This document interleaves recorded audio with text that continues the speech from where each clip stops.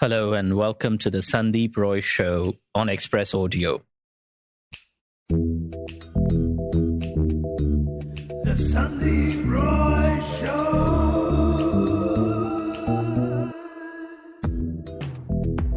How free is the free press? That's a long-standing debate, not just in India, but around the world. According to the 2024 Press Freedom Index, India ranked 159 out of 180 nations. A performance that was a little better than the year before, but generally quite low. But long before these indexes were being calculated, an Urdu newspaper was talking truth to power in undivided India, and paying quite a price for it. Prattab was launched in 1919 by Mahashay Krishan. The British were in power and the paper promptly ran afoul of the Raj. But it remained defiant, even as Mahashay Krishan's son Virendra was hauled off to jail multiple times, accused of revolutionary activities. But how did Pratap and its Hindi counterpart Vir Pratap fare after independence? It's one thing to speak truth to power when those in power are the British. But when it's your own people, whether it's the emergency in India or the Khalistan movement in Punjab, do those pre-independence lessons get lost in translation? Chander Mohan, the third generation of the family to helm the iconic newspaper, and his daughter Jyotsna join us to talk about Prattab, a defiant newspaper. Chander Mohan and Jyotsna Mohan, welcome to the show. Thank you. Thank you, Sandip. 1919 is the year most Indians remember as the year of the Jallianwala Bagh massacre. Chander Mohan, why did your grandfather, a Hindu Punjabi in Lahore, decide to bring out an evening newspaper and an Urdu newspaper at that? Urdu was the language, like now Hindi is being in the north. Urdu was the language for all communities.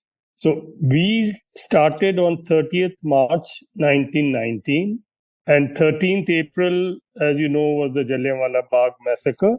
2 days after that, the British shut down the paper, and it was not allowed to come out for full 1 year. And was it because of its coverage of Jallianwala Bagh? Yeah, definitely.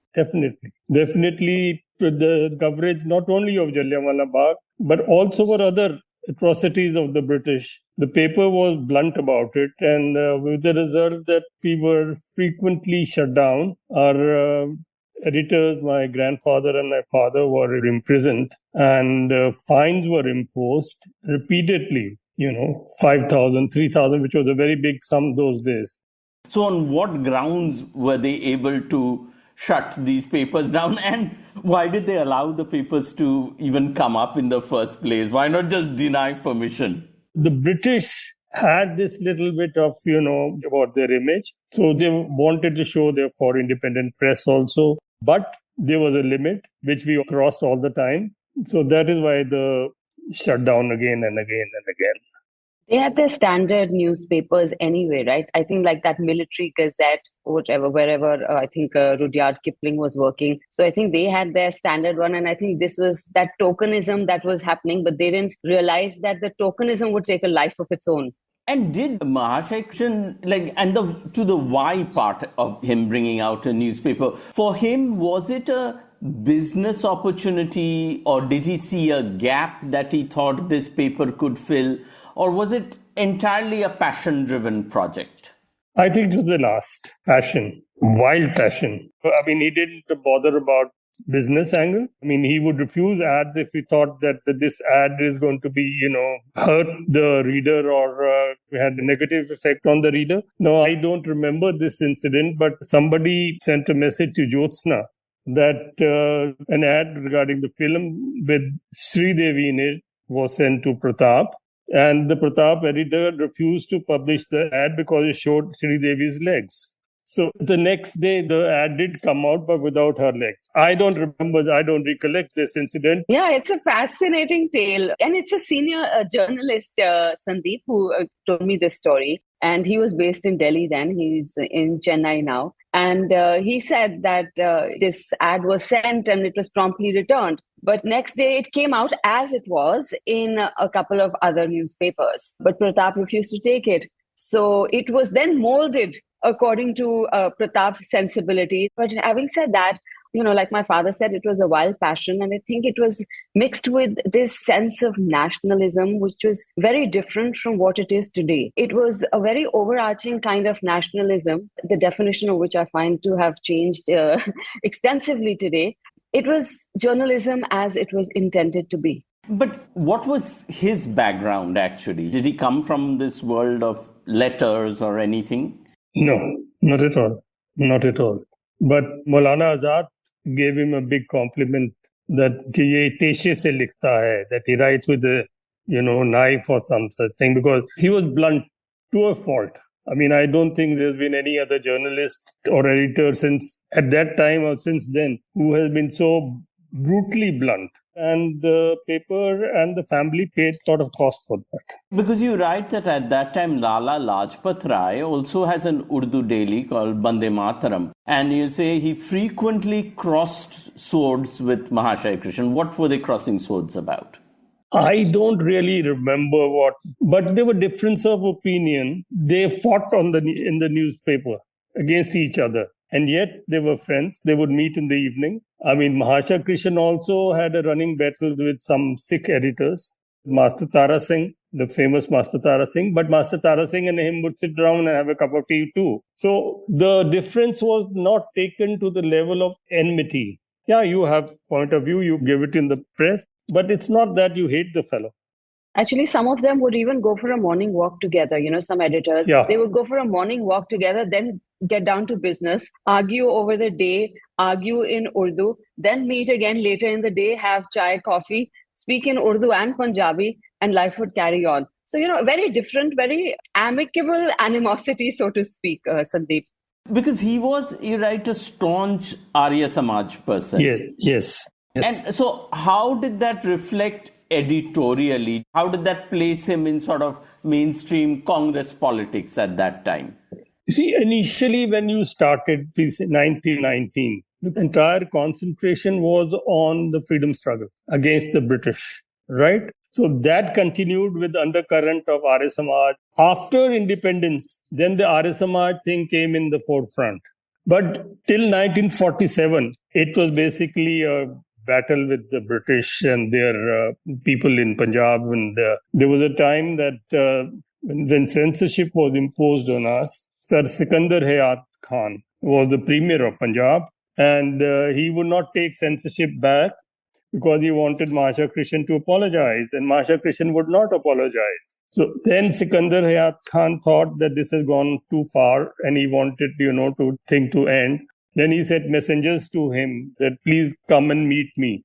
Mahashaya Krishan refused to meet him. Then the last thing Sikandar Hayat Khan said that, all right, you just whisper in my ear that, okay, sorry, we'll not do it again. Mahashaya Krishan refused to do that. And then ultimately the censorship had to be withdrawn. The Arya Samaj part of it was also a personal influence, right? I mean, we talk about the whole caste thing in the book and the family, and Mahashaya Krishan absolutely, against the caste system. The family has struggled to figure out its second name for generations. My father has written Chander Mohan Vora. I used to write Vora. I became a Mohan. My grandfather didn't know what to write, so they just had to add a Kumar because, as we've written, it was for traveling, you needed a second name. But it was all because of the caste system. Some people would have thought Mahashaya Krishan was very staunch Hindu, even call him anti-Muslim. And yet at the same time, in his own sort of personal politics at home regarding caste and stuff, he would be regarded as very forward thinking. And I think we've lost the capacity to think that people can exist in so many dimensions now. True. So, when our parents got married, 1939, that time at the marriage ceremony, there was no Kanyadan. My mother's side said, we will not dan our daughter. And my father's side said, we will not accept dan. This is 1939. This is the Arya Samaj influence. That the woman, lady, the daughter-in-law should be treated as equal. Not as something that you do dan about. Yes, I agree that he was a very staunch Hindu to a fault, very, very strong. But there was also a very liberal part of his personality. But like you said, Sandeep, we've forgotten to, speak in these multidimensional voices. So even if we speak about Kanyadan today, I mean, there are different reactions. That advertisement that had come out, I think, with Alia Bhatt, that kind of questioned Kanyadan, and it was told so badly. So even today, from where we look at it, in our family, Kanyadan is just not a thing. And yet, if we speak about it publicly, I'm sure people are going to question it and troll us for it. So I'm curious, how did the father and son relationship work? How were they placed politically with each other? Because the father is running a newspaper and the son is your father is getting increasingly involved in the revolutionary activities of that time. It's one thing to be staunchly for independence. It's another thing when your own son keeps getting packed off to jail. The grandfather did get fed up seeing the police van outside his house repeatedly, because my father was in prison 9 times. The first time when he was 18 years old. And when the police come, then they go through your thing. They search the house. They search my grandmother's rooms and things like that. So that kept happening. And the second difference was that after the revolutionary phase, my father turned into Congress, while my grandfather used to criticize Congress. There was a difference of opinion there, and both stuck to their guns. And after partition, when we came to India, my grandfather started based in Delhi. We had got a house in Delhi also at that time. But my father left and came to Jalandhar because I suppose he wanted a distance from his father there. So there were difference in opinion in many matters, because my father idolized Nehru on one side, Gandhi also, and on the other side is a comrade of Bhagat Singh. So there were parallel lines. But my grandfather was sometimes unforgiving about Congress policies and things like that. I suppose they coexisted. But the frequent visit of the police van to the house and the search then had become a little difficult for my grandfather to tolerate for a very long time. But at that time, when my father was arrested, he was in jail before his BA examination, Bachelor of Arts examination, and there was no way he could appear for the paper. But the father, my grandfather, went to court and gave credit to the British magistrate. He ordered a special examination center for one person, a constable outside and a supervisor inside, a Virendra sitting there for his exam. Was your father a little happy about this turn of events that he suddenly now had to give the BA exam? No, he had sort of, given up that he will be, taking the exam. And 2 months or before that, he was told that maybe you could. And the book started coming into the jail. Then he had to be prepared, and he passed both his MA and BA with 3rd division, but he passed. So I remember I was very young and I was sitting and I was fretting about an exam. And he said, don't worry. If I could pass in jail, anybody can pass. So don't worry about it. But I think he would have had to really change that mindset to say, oh, I have to switch gears from fighting for India's independence to, fighting for what my father believes in. And his father really wanted him to be a graduate no matter what. Like most fathers around. Like most Indian fathers. Actually, like most global fathers. Everybody. Most global fathers. Yes. But Jyotsna, there is a very fitting quote in the book where he says at one point when the family is trying to be safest during the troubles in Punjab, and he says almost in frustration, "Main bomb banaye hoye hai." Did you growing up know that bomb making was on your grandfather's resume? Not at all. Not at all. I've been a big admirer of my grandfather. He's the one who encouraged me to get into journalism. When I went into college, he had started sending me 500 rupees. And he would say, but this money is the caveat. You only buy newspapers. So unless you read, you won't be able to write or get into this line. So I knew he was a freedom fighter. But, when you're young, you take so much for granted. And I think even my father wouldn't have known more about the bomb making characteristics, so to speak, because he never spoke about things. You had to dig out of it. Maybe if I was a little bit older, I would have had bigger conversations. I was too young to understand. But in hindsight, that generation never spoke. So whatever we've been able to glean has been a little bit snatched here, a little bit snatched there, from some sources, from some people, who my father would have known or my father's elder brother knew. We've also spoken to people, who migrated from this side of Punjab to Lahore. And they say the same thing. Their families have been quiet. They don't speak. And they say, "Ab jo ho gaya, to ho gaya." And I think whether it was the trauma or whether this is a trait of people who go through a conflict zone, but that silence, I suppose you have to be in a position to understand that silence, and perhaps I didn't. Chander Mohan, tell us a little bit about how you found out how your father got into making bombs. As Jyotsna just told you, he never discussed his life with us, reticent to a fault. But he did start, during the emergency. He says, "I will not get my editorial censored by the censor." So Pratap and Vir Pratap stopped editorials for full 21 months. And during that period, he started writing his life history, the bombs, the comradeship with Bhagat Singh. He was in the central jail of Lahore on 23rd March 1931, the day Bhagat Singh was hanged.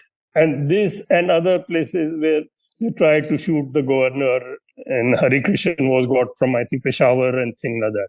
The entire thing he wrote down his frequent prison yatras, and the entire thing he wrote down in Inqilabi Din, those revolutionary days. So that was the first time we learned about his, revolutionary past. Then one started some of his friends, some of his comrades, some of his colleagues, some junior to him. Some of the things about his life we cannot even speak about. And that's how we built up the whole narrative. But as a person, he never spoke about his life. Mother would. Like my mother spoke about going to this Shahpur jail in Pakistan. One train in the morning going and the other train coming back in the evening. My mother, my brother who was 1 year or 2 years old, and my father's sister, and Mr. A.C. Bali, who was later assistant editor of the Tribune. They went there. That episode my mother's told us. But father and son never communicated. That was a different generation, I think. We communicate on a daily basis. I get with Jyotsna and her siblings. But that generation never did. My grandfather was always, I think the abiding image was like either getting that editorial written every afternoon. So we'd come back from school and that editorial was being typed by his man, or he was, sitting with his newspaper. And my younger sister, I think, was the one who had the temerity to go just sit on his lap, irrespective of what he was doing. But, in a house of journalists, you have to tiptoe a little bit around when everyone is writing. So we've kind of grown up, even with my father, I think we did tiptoe and he's writing. So, yeah, I think my grandfather never spoke at all about those days. But when you read his memoir, and what kind of stories did he have about his friendship with people like Bhagat Singh, Chandrasekhar Azad? Because our generation mostly just knows of them as two-dimensional heroes. And in fact, you write in the book, we always see that picture of Bhagat Singh with a yellow turban, and he never really wore a yellow turban. No, never. It was either the hat or a white turban, never a yellow turban. And there is a very interesting incident about Bhagat Singh, because the revolutionaries were led by Chandrasekhar Azad. They were short of funds.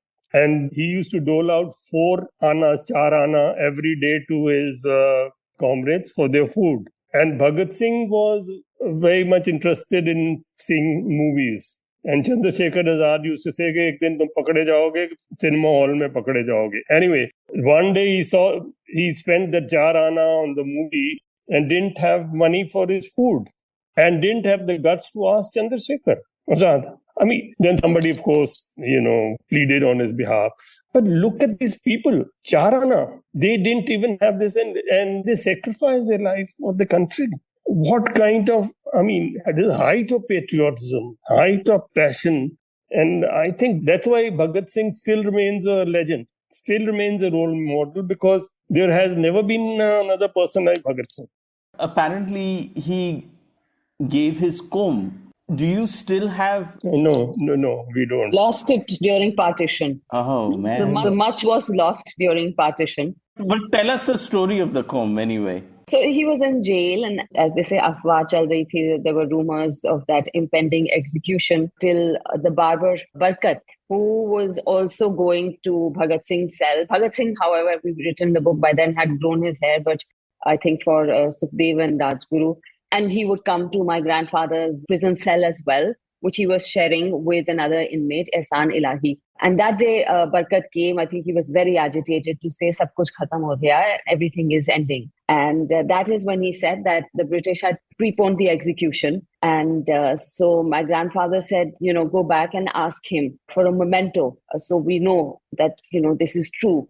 And which is when Bhagat Singh sent a pen and a comb that was inscribed by a blunt instrument, I think probably by a stone or something. And my grandfather took the comb that was inscribed by Bhagat Singh, and Ehsan Ilahi took the pen. And yes, few hours later, they were executed. Their cells were locked every evening. That day, the cells were locked a little bit earlier at 4 p.m. instead of 7 or 8 p.m. And when they questioned them as to what's going on, nobody really told them, but they all knew what was going on. That evening, when Bhagat Singh, Sukhdev and Rajguru started their walk to the Phansi Ghar from their cell, everybody, every jail that they crossed started saying Inqilab Zindabad. So it kind of resonated in that entire jail. As they walked, the entire jail just echoed with Inqilab Zindabad. And then they went and there was silence. Amazing. Bhagat Singh's niece has written that when he was taken out for the final walk towards the Phansi Ghar, he was reading Lenin's biographies. And she said, let me finish a little bit. One revolutionary is going to meet another revolutionary. One revolutionary is going to meet another one, right? So look at the man. Today, of course, Bhagat Singh is like a national hero. We drop his name all the time to get national patriotism points. At that time, of course, Gandhi's Congress is condemning people like Bhagat Singh and Batukeshwar Dutt for their tactics, for throwing bombs into the assembly, things like that. And yet, obviously, he captures the imagination of millions of Indians, especially young Indians. So how did a newspaper like Prattab cover this? It's easier to have the British ruler as your enemy, as it will, as the opponent. But this is a schism which is in your side of the aisle. Absolutely. The paper was for Bhagat Singh. And there was criticism of Gandhi, not only by the paper, but all around the country, that Gandhi did not do enough to save them. Gandhi was involved with Lord Irwin for that pact. The pact meant that all the political prisoners were released, but not the revolutionaries, which included our father and Bhagat Singh and everybody, thing like that. Could Gandhi have done more? I would say yes. Gandhi's grouse against these boys young men were that, they were in violent activities. But what could be more violent than hanging a man? This was, I think, the most violent act possible, that you hang three brave hearts just because they were fighting for the country's independence. Gandhi could have put his foot down and said no to the pact, or at least pressurized Irwin to change this into a life sentence or some such thing. He did not do it. So that way, I do feel that the great Mahatma, whom we idolize even today, let the country down. Sandip, historians argued, and we've spoken to a fair number of historians, and they argue that this was not the Mahatma's battle to fight. But having said that, I think the book is even more crucial for the perspective it gives. Because I don't know if very many people have written from the point of view of the revolutionaries. You have Durga Bhabhi, who goes to the Mahatma one last time to say, please save my brother Bhagat Singh. He refuses. He thought it was about her. And then when he realizes it is about Bhagat Singh, his answer is pretty much that they were involved in violent activities. As my father said, it was not just the paper that covered it. From the perspective that we've got from our side of the story, so to speak, has been that it plunged the nation into mourning. And perhaps that could have been saved. Would Bhagat Singh have come out a less of a martyr if he was saved? That is another story, and I think another question for another day. One of the things I was struck by while reading the book is that you all talk about something which has often been on my mind, but I feel like it's very hard to articulate. It is the fact that while these people like Bhagat Singh, Batukeshwar, Chandrasekhar Azad were enormous heroes and definitely captured the imagination of the people, it's also a fact that the revolutionaries' success rate was kind of low. They often miss their target. Like they're trying to kill the viceroy by blowing up his train, but it blows up a different bogie. You try to kill the police officer who gives the orders that led to the death of Lala Rajpat Rai, but they end up killing the deputy. And you mentioned Hari Krishan trying to kill the governor, and he misses. And in fact, his father comes to see him in prison and tells him in Pashto, how on earth did you miss? Scolds him for missing. So what was the disconnect there that you discovered? Because they were not professional killers. They tried to kill Scott and they ended up killing Saunders. And same Hari Krishan. Hari Krishan shot, he misfired because he was standing on a rickety chair and somebody died making a bomb. So they were, Josh tha, hosh kam thi. They had to do something. Bhagat Singh also, all of them. Chandrasekhar Azad got, shot in a park. There was so much passion, but they were not professional killers. They not only pressurized the British government, they also pressurized the Congress party. Nehru, Bose, both were for Bhagat Singh. Both pleaded with Gandhiji. And after it, their hanging, the next Congress session, black flags were shown to Mahatma Gandhi in India. They may have been violent, but they were doing for the same struggle. Also, sorry, Papa, I'm interrupting. Also, for the revolutionaries, there was another thought process that, any dhamaka, so to speak, that they make is going to take people away from them, but they're going to take them into the arms of the other struggle, which is the Mahatma struggle. So in their opinion, it was a win-win. Bhagat Singh also sat for a fast with Vijayendra Das. And that was a very Gandhian thing to do, sitting for a fast. Even the revolutionaries were influenced by Gandhi. Even Subhash Bose was influenced by Gandhi. But I still feel that at that juncture, Gandhi could have done more to save their lives, at least change the sentence into a life imprisonment, but he didn't. One of the other fascinating things for people reading the book would be you discover that the Bhagat Singhs and maybe Chandrasekhar Azads, but because of your father's recounting, you discover people we've forgotten or never heard of. And the one story I'd love you to tell us, when you mentioned about the governor who was Hari Krishan missed killing, when your father is involved in this planning about who should kill it and goes to a woman who is named Kamala. Tell us the story of Kamala. This was a phase where women were also trying to get into the revolutionary circle. And there was just a couple of their names. There was just Durga Bhavi, I think, so to speak, and Sushila Didi. And so these guys, as we've spoken about earlier, as you've also said, Sandeep, that, there was a lot of hit and try. So this was again a hit and try. Now, first, I think they wanted to go attack the Gymkhana at Lahore. They did that recce for a few days, realized, they wanted to bomb while ballroom dancing was going on. And they realized, okay, they're going to not come out of this alive. So then they sat down, next plot. This is how it used to unfold, I guess. And so then they said, okay, we're going to shoot the governor. And then there was a thought process. I think there were three of them, that why not get a woman to do it? And,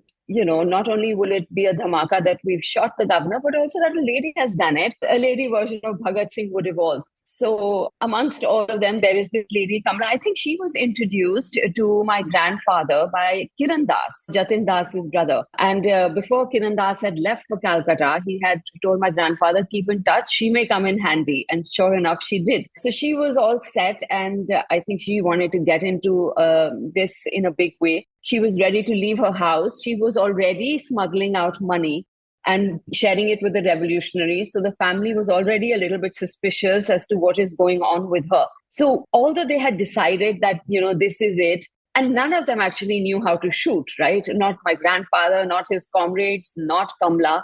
So they decided that we have to take her to the jungle and train her. Now, then the problem arose that, okay, she's been given money and that in itself is suspicious. Now, if we take her out of the house, she disappears from the house.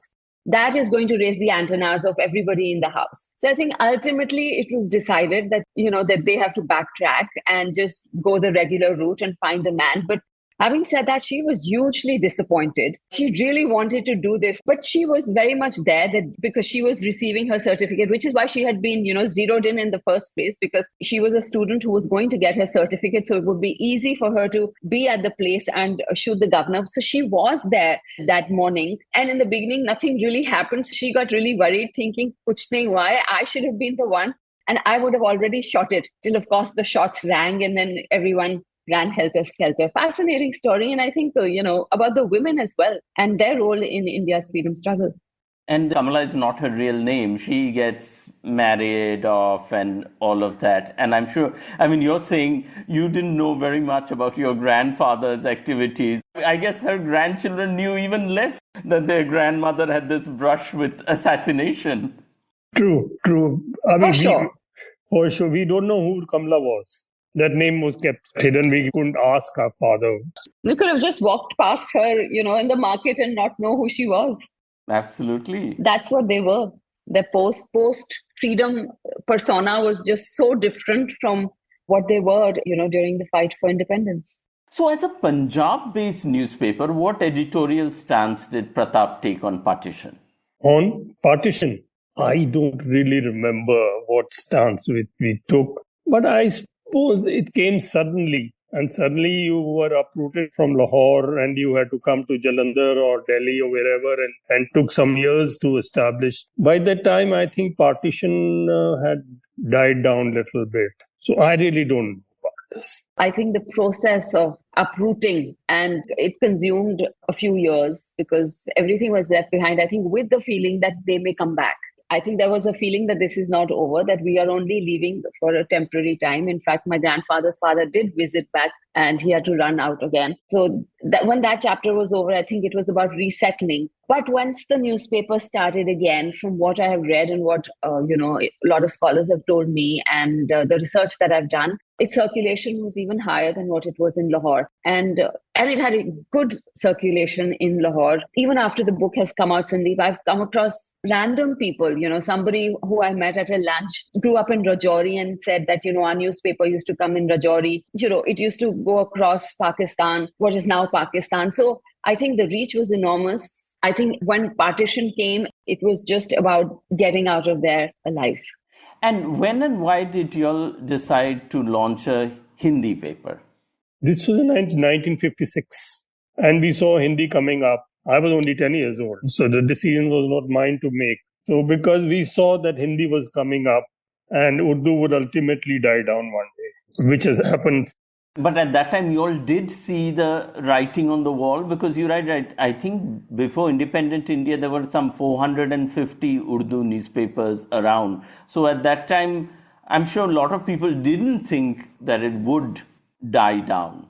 You see, in Punjab, Urdu is now finished. Punjabi has taken over, and Hindi and English. These are the three languages. But in Delhi, maybe some Muslim population would read Urdu. But Urdu is not the favored language at the moment, unfortunately. It's a very rich language with a lot of, culture and history and literature. But Urdu is now sort of being given step treatment. I think it's a beautiful language, and it's really unfortunate because, sometimes I always tell my father, what you can express in Urdu, you can't even sometimes express in Hindi. Forget English, English expression is a whole different story. It is so much easier to express it in Urdu. Are you able to read Urdu, Jyotsna? Not at all. I wish. I was telling my father, I think this is the one language I need to learn. I'm curious how post-independence, what the challenges were for Prattab, because now the government is Nehru. Nehru is a friend of Vir Mohan. He has driven him around Lahore, in the early days and all of that. And then Virendra Mohan joins the Congress party in Punjab. Did that prove to be tricky? Because one of the original purposes of newspapers, aims of newspaper, which his father always believed in, was you have to be ready to question the establishment. I'll answer that. He didn't fight with Nehru. He fought with Pratap Singh Kairo, who was the Chief Minister of Punjab, accusing him of corruption, and then left the Congress forever. Because he had a running battle with Kairo. Kairo was probably the best Chief Minister we've ever had. But first time the corruption issue came up was with Pratap Singh Kairo. And Pratap then had a running battle with him. And with the result that my father left Congress. And there's a background to this as well. Pratap Singh Kairo and my grandfather were in jail together. After independence, Pratap Singh Kairo stayed at our house In Jalandhar. And yet, when it came down to his ideals and his beliefs, my grandfather didn't shake. Did he ever regret joining the Congress, though? As I said, there was no communication with him. So we don't know. So he never wrote about that. No. No, he did not regret joining the Congress pre-independence period. I think the Congress was the main vehicle for independence. Later on, yes, I suppose he was worried about the falling standards in politics and left it. He won his seat for the Congress for the first time in a seat that is now in Pakistan. And though he idolized Nehru, what is interesting is that they also butted heads a few times. I mean, what Pratap was publishing did piss Nehru off, but they seem to somehow have gotten over that. As you said, on a personal level, they didn't let it interfere with the personal relations. Nehru was different. Nehru was not vindictive. Nehru could understand the other person's point of view. Give credit to the man. I mean, we are very fortunate to have him as our first prime minister, because he laid the right foundation for the country. So there may have been differences, right? There are many letters which exchange between the two, which Nehru disagrees with what he's saying. And he even disagrees with the policies of my grandfather. Fine. That's what democracy is all about. But he respected freedom of press. आप अपनी बात कहो, हम अपनी बात करेंगे. And sometimes it wasn't just ideology. I think your father once got a scoop that Nehru might be getting ready to remarry, and he messaged Nehru for a confirmation that really annoyed Nehru. Fantastic nonsense is what Nehru replied. Today that would have been in WhatsApp long before Nehru would have got the chance to respond. We would have all been reading every little detail. And nobody may have confirmed the source. That's the difference. And now, if we fast forward to the emergency era, tell us how the paper dealt with emergency. You said that, they were stopped publishing editorials and stuff, but they were what were the kind of censorship rules that you had to deal with? Because they were making up the censorship rules on the fly also. There were no rules.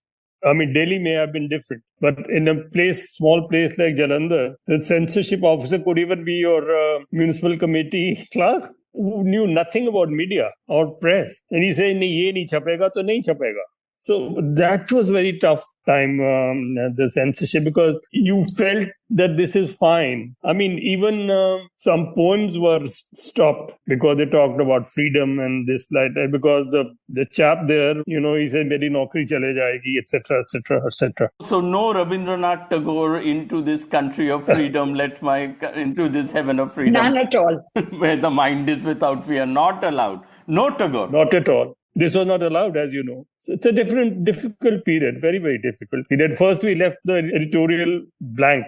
Then we were told that you cannot leave editorial blank. You'll have to fill it up. That's when father started their life history. And it caused a financial hit because, Jalandhar after independence is a big hub of newspapers. Lots of newspapers, came to Jalandhar. Punjabi, Hindi, Tribune is in Chandigarh. But we were the only newspaper that continued to not have an editorial throughout emergency.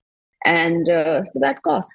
We paid a cost for it. But ironically, perhaps the one sort of very small silver lining of the emergency is because of that, you all really got to know a lot more about Virendra Mohan's own story. Otherwise, he may have taken it with him. Yeah. Otherwise, we would have taken it with him. You are right. Because he never shared. Except that the one sentence that we have put that, during the militancy, he says, "Maine bum banaye hai." We knew that, there was something that he'd been involved in revolutionary activities. But there were the details. The details only came from what he wrote at that time. And then we, added more things. We talked to more people and things like that. You start the book in 1983 when a bomb is sent to the Pratap offices in Jalandhar. Talk a little bit about what it was like to be a newspaper publisher in Punjab at the height of the Khalistan movement in the state. Well, the Basel bomb, Yes. as I've written in the book also, first came to me, it was kept on my desk. I couldn't open it.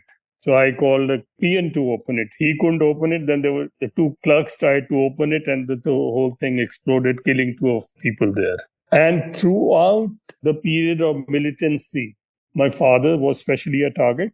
And then the family also. I mean, there was a threat to kidnap the children. Jyotsna and as the brother and sister were kept out of school for some time and then had to be sent with a jeep full of gunmen. A school which a few hundred meters from where? Down the road. Down the road, in fact.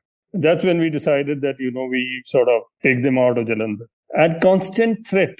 You go to work, you don't know whether you're coming back in the evening. I mean, I don't know whether we were brave or foolhardy that we kept on and every day. I mean, I never missed a day except Sundays. We used to go in the morning, come back in the evening. I know in hindsight, maybe I shouldn't have done it. By my father's car was chased and things like that. That happened many times. Our correspondent in Amritsar was shot 3 times. He survived. But these things were happening again and again. And then, in the Hind Samachar group lost 2 editors, the father and son, Jagat Rayan and Ramesh. So that was a very difficult period to survive because you can fight the British. There were still some rules. You could go to court or whatever, but you can't find a hidden assassin. You don't know from where the bullet is going to come or where the bomb is going to come. And that was a very difficult period. So you're living basically at a time where you're sleeping and suddenly you'll hear shot. It was normal. It was normal to hear about somebody going in the rickshaw to the market just shot, or there's been shooting near the only cinema hall in town, or shooting behind the house. Somebody tried to get into our house. As my father said, my grandfather's car was chased multiple times. Hugely barricaded existence. Hugely couldn't step out of our gate. Only my father and my grandfather would leave for the day. Nobody else left that gate for months. They would go. And like I said, we didn't know, if they would come back in one piece or not, even though the office was just down the road. It wasn't very far. But again, the police would say, change the route. It's not very far. And yet it was a very long distance in those days. Were the attacks largely fundamentally because in that Punjab, Pratap was a Hindu-owned newspaper? Not only Pratap, but also Hind Samachar, Punjab Kesari. The attempt at that time was to drive away the Hindus from Punjab. And sort of, like in Pakistan, the Hindus and the Sikhs came away and the Muslims went that side. At that time, initially that was the attempt. That is why people were pulled up from trains and the buses and shot or sitting on their shops. And Hindu magistrate was shot in our city. And because we were considered as Hindu newspapers, we were a plum target for them. But a Bhindranwale would give interviews to Pratap? No. He would not? No.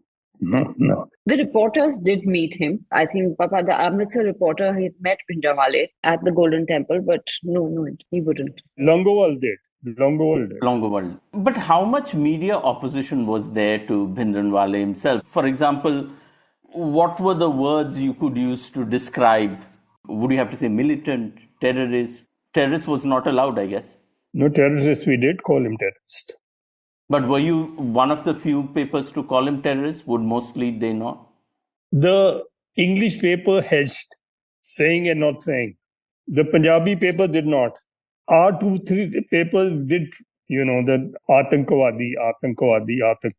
We did and paid the price. How did all this affect circulation? Because, at that time it was normal, but the killing of 2 employees in the office, that led to a lot of demoralization in the staff. And we had many people leaving us. Some didn't.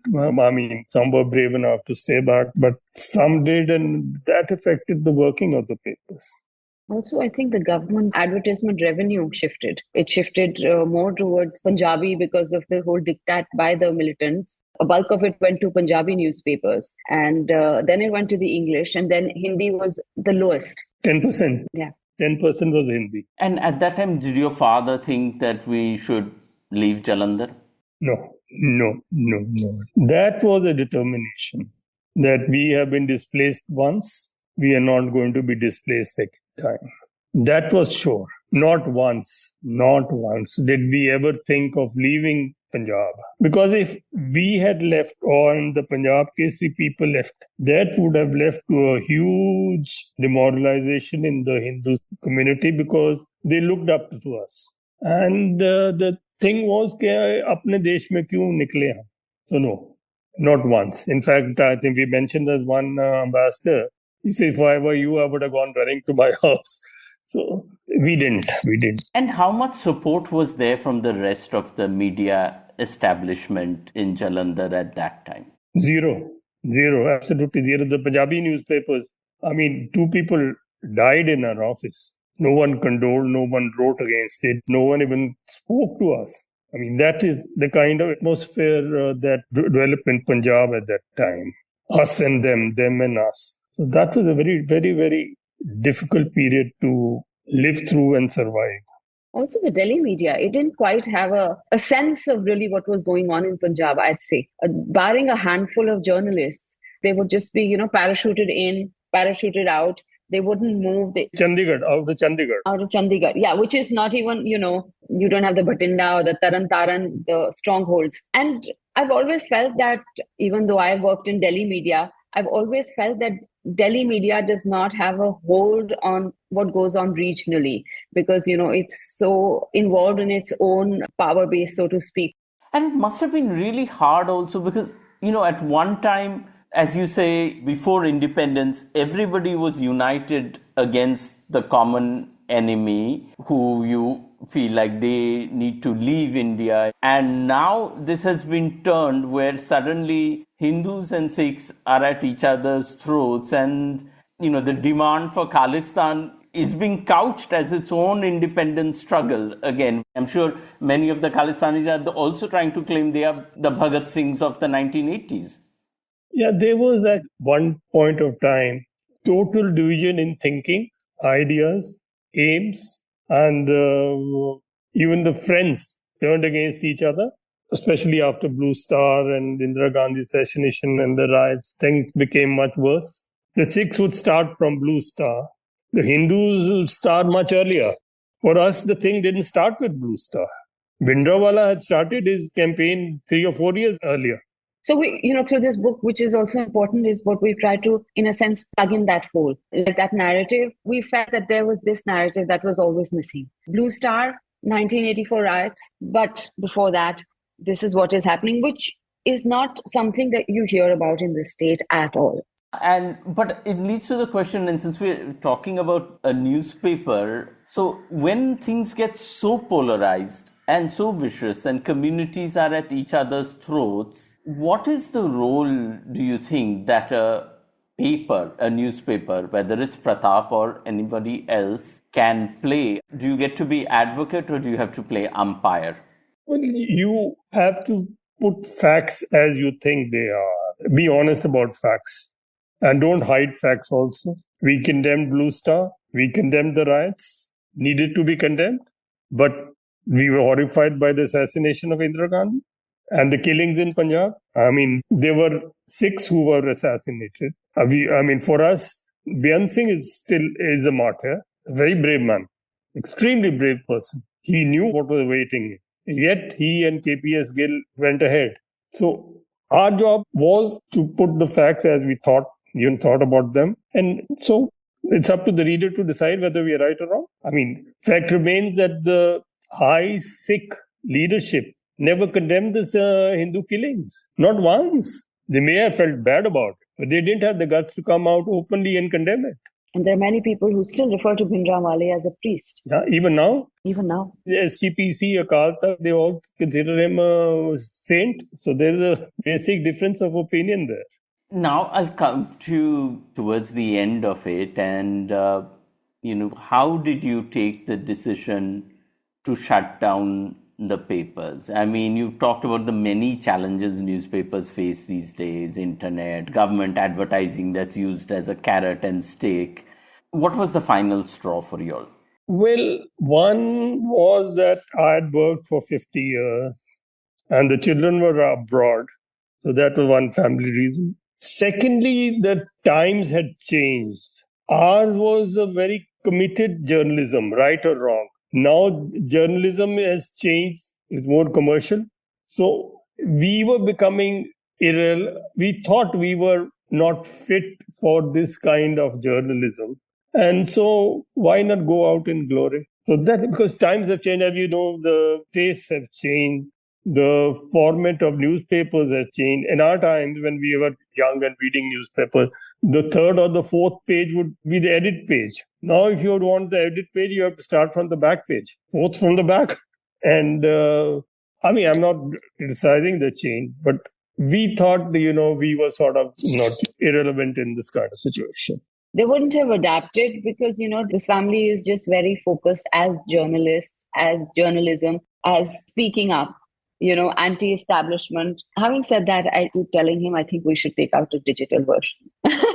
But I don't know, maybe in the future. Let's see. That's where it will happen, because I'll leave you with this quote you share from Bhagat Singh, no less. And he says, the real duty of the newspapers is to educate, to cleanse the minds of people, to save them from narrow sectarian divisiveness, and to eradicate communal feelings to promote the idea of a common nationalism. I'm glad you shared that quote, because this is not one we hear from media very much these days. But there's another quote from our grandfather. Yes. That we are not vendors of news. So that was in the mind. So that's how it was. That's the legacy.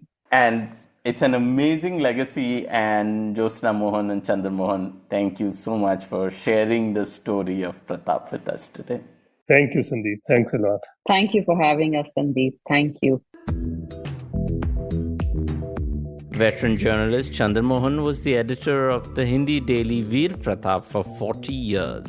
Jyotsna Mohan has nearly 3 decades of experience in TV, print, and digital media, and they co-authored the book Prattab, a defiant newspaper.